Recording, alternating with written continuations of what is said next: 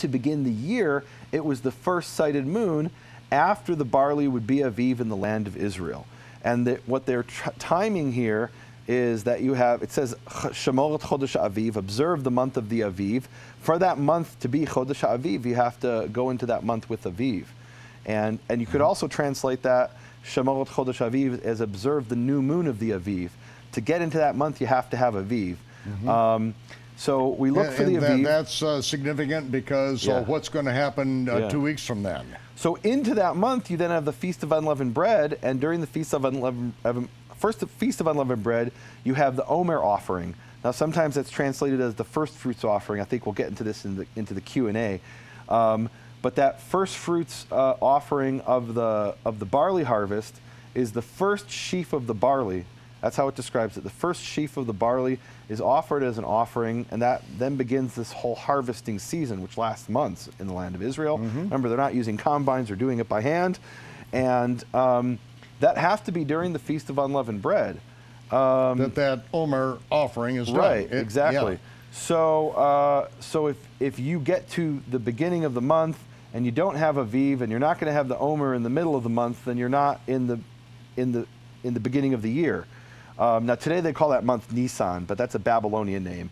In the Bible, it's just called Chodesh HaAviv, the month of the Aviv, or Chodesh HaRishon, the first month.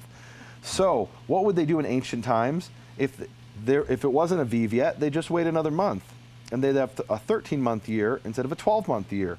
And so I've had people who say to me, well, where does it say in the Bible they added a month? They didn't add a month. They were just waiting for it to be Aviv. That can be 12 months or 13 months.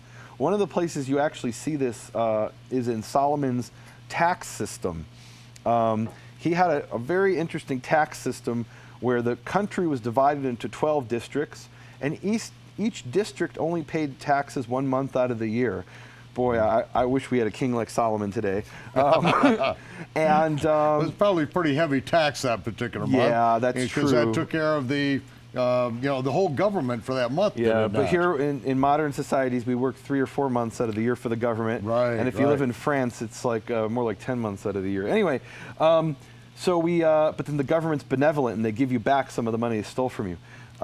Anyway, so you have this situation where they would pay taxes 1 month out of the year under Solomon's tax system.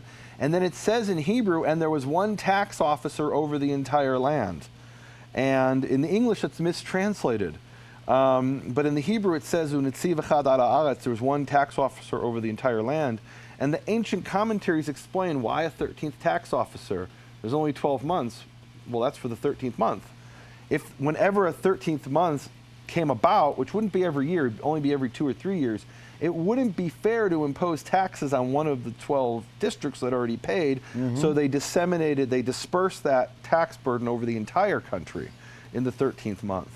So they clearly had a 13th month in the time of King Solomon.